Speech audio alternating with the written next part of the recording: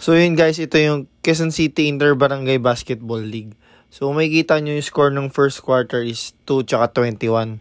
Tinimbakan nung team Quirino 2C yung E. Rodriguez na team. Ito yung liga ng 14 under guys Makikita nyo, pinicturean ko lang yung score. Tapos hindi ko na na-vlog kasi hindi ko akalain na magiging maganda yung laban. So panoorin natin. So yun, sinimula ko na mag-video dito kasi nagulat ako sa score, biglang lumikit yung laban. Ayan medyo natataranta na rin yung pag-video. Nakatulog kasi ako niyan and dumikit na yung laban guys. And guys, kung makikita nyo, less than 2 minutes na lang yung oras, fourth quarter. Tapos isa na lang lamang nung blue, yung Quirino 2C. Ayan, sinusubukan makuha nung E. Rodriguez yung lamang kaso hindi sila makahulog Ayan, bola ng E. Rodriguez, ay ng Quirino 2C. Ayan.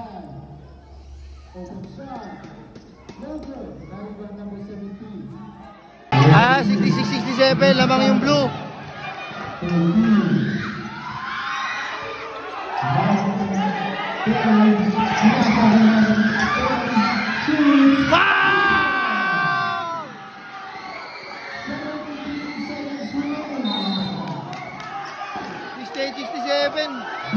Lamang na yung white, lamang na yung white.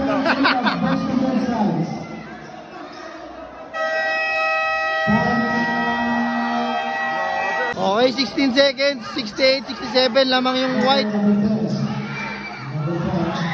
Foul. Number 16. Okay, mag-contentan tayo dito pare. Score natin 68-67, lamang yung white. Bola ng blue, 6.6 seconds.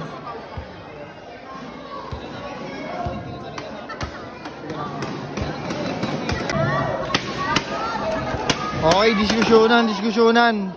Makakausap ng referee.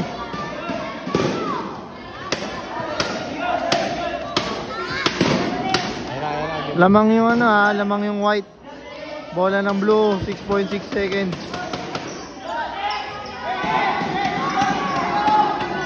Lamang yung Barangay Enriquez.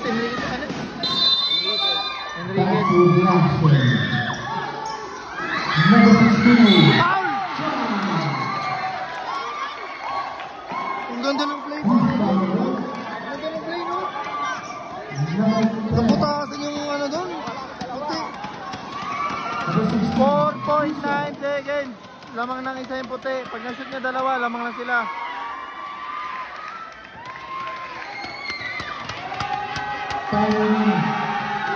Ah!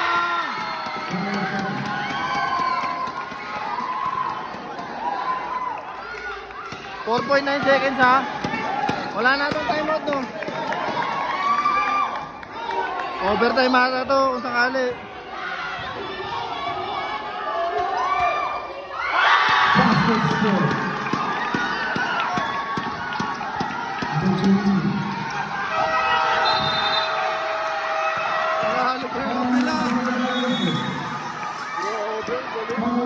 Grabe play na yun pare. Pasok sa baha.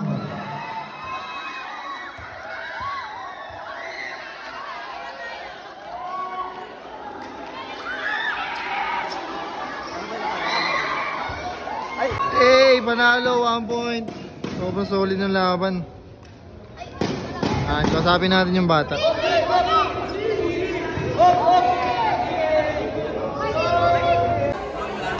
yun idol, napakaganda na ginawa mo at pinakita mo sa team mo. Anong masasabi mo sa performance na ginawa mo dito sa Laguna? Ginawa ko yung best ko at saka yung team ko ginawa ko namin lahat ng manalo.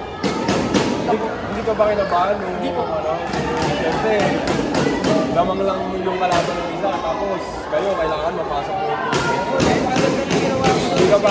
Sa free throw pa lang, di ba? Wala ang nakabang-abang. Napaka-lipit talaga. Coach, nakasin ba yung play para sa kanya? Cool. Kaya ang sabi namin sa kanila, yun ang pinaka-goal namin. Lagi namin ginagawa yung play na yun sa mga ganong sitwasyon. Kaya sinabi ko sa kanila, makinig ka lang. Pag nakita mo na nag-screen ako, umikot ka na, tanda na yun. Sabi mo sa kanila, pag dumating yung player, kaya mo, tira mo, may foul naman yun.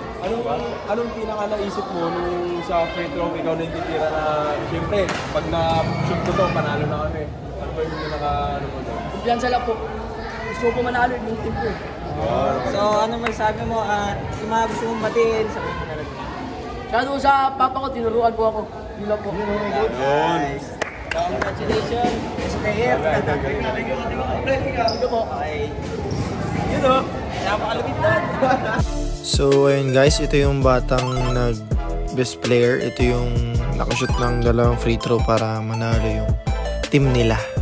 So yun, napaka-bright ng Philippine basketball kapag natutukan yung mga ganitong bata, no?